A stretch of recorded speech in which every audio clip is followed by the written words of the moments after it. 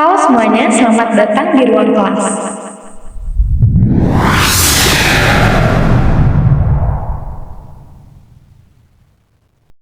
Soal dan pembahasan pas kelas 12 SMA IPA Matematika.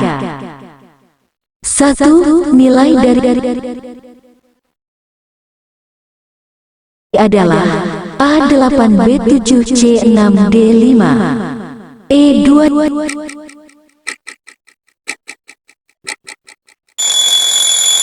Jawaban B. Pembahasan. Perhatikan perhitungan berikut.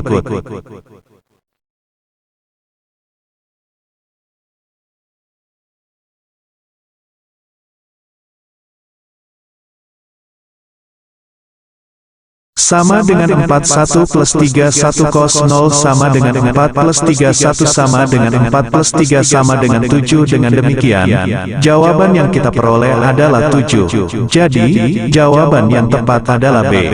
2. Jika f x sama dengan minus setengah c 4x, maka nilai dari f pi 3 adalah A4B43C minus 34D minus 43E minus 4.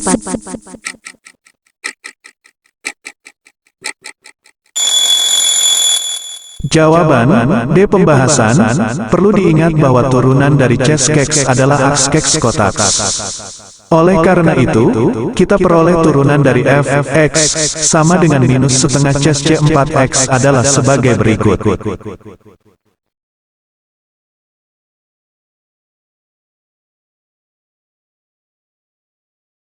Substitusi X sama dengan pi 3, didapat hasil sebagai berikut.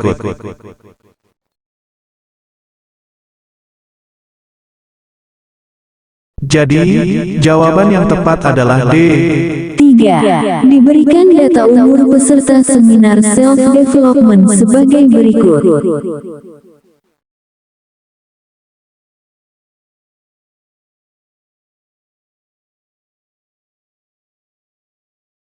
Berdasarkan tabel tersebut, modus umur peserta yang menghadiri seminar self-development adalah sekitar tahun A. 24,3 B. 24,5 C. 26,4 D. 27,1 E. 27,5.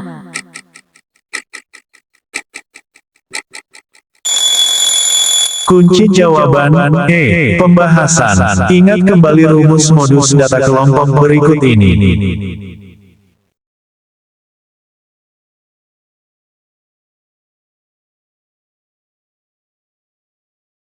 Dengan TB adalah tepi bawah kelas modus, P adalah panjang kelas, D1 adalah selisih frekuensi kelas modus dengan kelas sebelumnya, dan D2 adalah selisih frekuensi kelas modus dengan kelas setelahnya.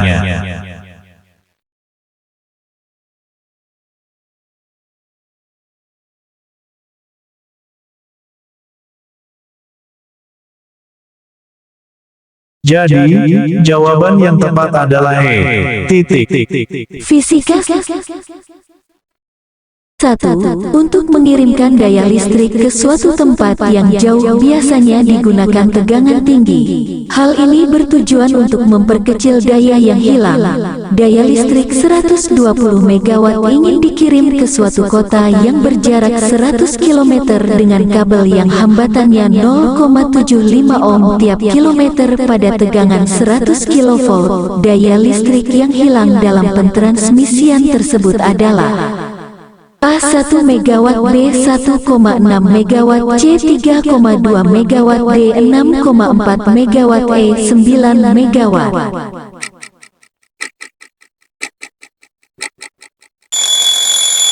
Jawaban E. Pembahasan. Diketahui daya listrik yang dikirim P sama dengan 120 MW sama dengan 12 tanda kali 107 W. Jarak kota tujuan D sama dengan 100 km hambatan kabel. Rel sama dengan 0,75 ohm per kilometer.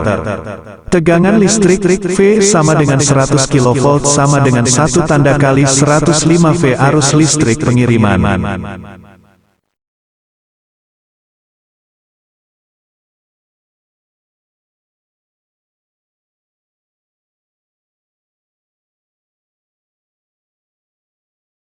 Hambatan kabel.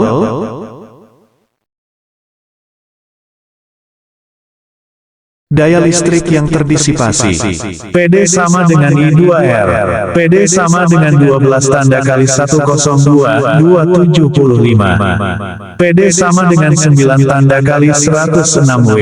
PD sama dengan 9 megawatt. Jadi, jawaban yang tepat adalah E. 2. Sebuah toroida dengan jari-jari efektif 15 cm dililit dengan kawat sebanyak 200 lilitan. Jika toroida dialiri arus listrik sebesar 6A, besar induksi magnetik pada toroida adalah A 1,6 tanda kali 10 sampai 3 TB 3,2 tanda kali 10 sampai 3 TC 4,8 tanda kali 10 sampai 3 TD 6,4 tanda kali 10 sampai 3 T. E 8,0 tanda kali 10 sampai 3 T.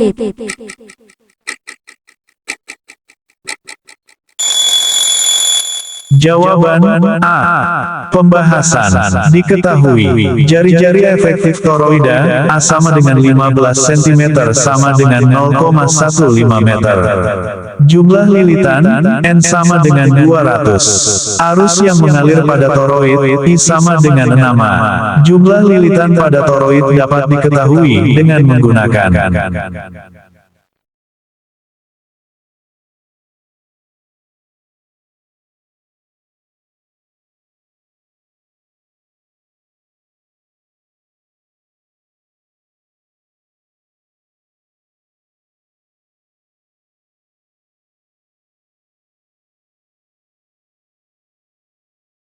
Jadi, jawaban yang tepat adalah A. 3. Sebuah induktor tersusun dari kumparan yang terdiri dari 50 lilitan. Panjang kumparan tersebut 5 cm dan luas penampangnya 2 cm persegi. Energi yang tersimpan pada induktor ketika dihubungkan dengan sumber arus listrik 2A adalah A1 pi tanda kali 10 sampai 6 JB 2 pi tanda kali 10 sampai 6 JJ 4 pi tanda kali 10 sampai 6 JD 8 pi tanda kali 10 sampai 6 J.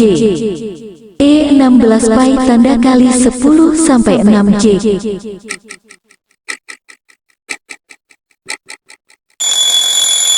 Jawaban D. Pembahasan. Tentukan induktansi solenoida.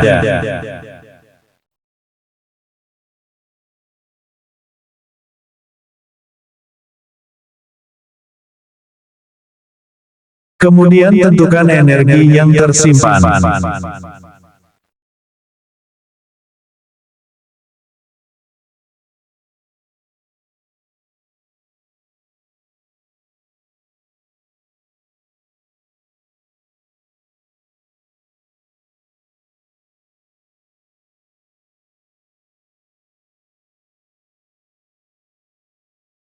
Jadi, jawaban yang tepat adalah D. Kimia. 1. Suatu larutan non-elektrolit dalam air membeku pada suhu minus 0,744 derajat C. Didih larutan tersebut, kebon sama dengan 0,5 derajat Celcius per meter. Kev sama dengan 1,86 derajat Celcius per meter. Sebesar A 100,1 derajat Celcius, B 100,2 derajat Celcius, C 100,3 derajat Celcius, D 101,0 derajat Celcius, E 102,0 derajat Celcius.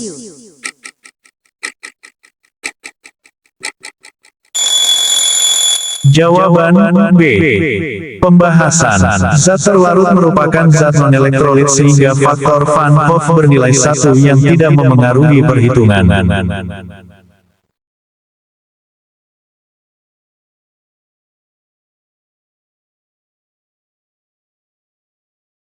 Titik didih larutan dapat dihitung seperti berikut. Delta TB sama dengan kebon XM sama dengan 0,4 tanda kali 0,52 sama dengan 0,208. 0,2 delta TB sama dengan TB air. TB sama dengan TB air plus delta TB sama dengan 100 plus 0,2 sama dengan 100,2. Jadi, jawaban yang benar adalah B.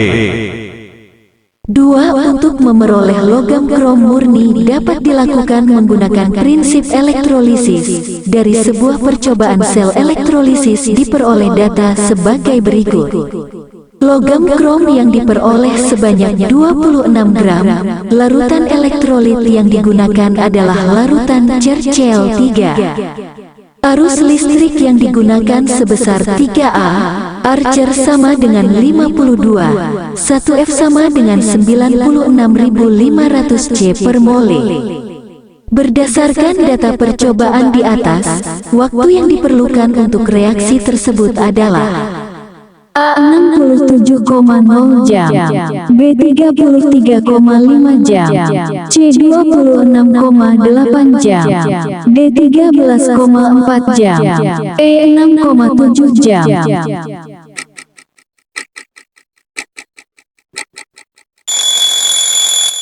Jawaban D. Pembahasan. Untuk mencari jumlah waktu yang diperlukan selama reaksi berlangsung, digunakan hukum Faraday. Logam cer diperoleh dari larutan CrCl3 dengan reaksi sebagai berikut. CrCl3 tanda hubung lebih besar dari Cer3 plus plus 3 cel katoda. Cer3 plus plus 3E tanda hubung lebih besar dari Cer S. Perubahan bilox Cer, yaitu dari plus 3 menjadi 0. Waktu yang diperlukan untuk reaksi tersebut adalah sebagai berikut. Jadi, jawaban yang benar adalah D. 3. Agus akan mencari waktu paruh dari sebuah unsur yang memiliki nomor massa 225. Unsur tersebut terletak pada golongan aktinida. Mula-mula, Agus memiliki sampel unsur tersebut sebanyak 192 gram dan didiamkan berhari-hari. Setelah didiamkan selama 56 hari, unsur tersebut tersisa 1,5 gram. Waktu paruh unsur yang diteliti Agus adalah A 8 hari, B 9 hari, C 10 hari, D 11 hari, E 12 hari.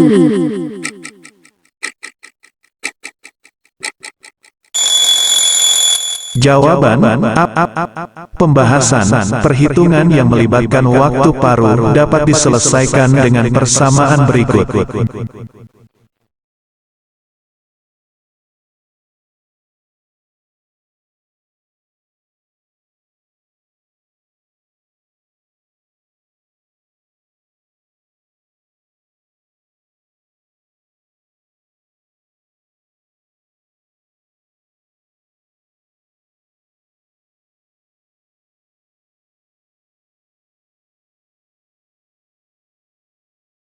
Jadi, jawaban yang benar adalah A.